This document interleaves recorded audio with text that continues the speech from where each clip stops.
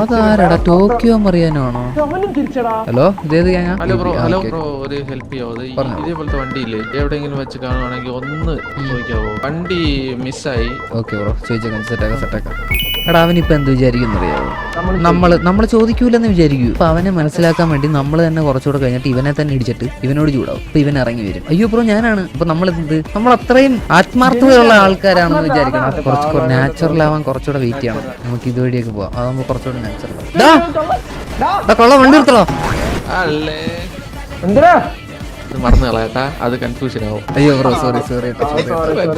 വേറെ അല്ല ഇവിടെ നല്ലാതെ മുതിക്കുന്ന വല്ലതും കാണുവാണെങ്കിൽ പിടിച്ചോളാം. വേണ്ട ബ്രോ, ആത്മാർത്ഥത കൂടി പോയി. ഒരു കാര്യം പറഞ്ഞാൽ പിന്നെ നമ്മളിത് ചെയ്താണ് ശീലം. ഇത്രയൊക്കെ ഉള്ളു. ഇങ്ങനെയൊക്കെയാണ് നമ്മൾ ബാക്കിയുള്ളവരുടെ മനസ്സിലോട്ട് ചാടി കയറുന്നത്. എന്നെ കണ്ടുപിടിക്കൂ. നമ്മൾ എന്തെങ്കിലും ചെയ്തോ? ഒന്നും ചെയ്തില്ല. പക്ഷെ എന്ത് നൈസായിട്ട് പണിയെ ഒഴിവാക്കി കിട്ടി അവന്റെ മനസ്സിൽ കയറുകയും ചെയ്യും. അന്തസ്സം.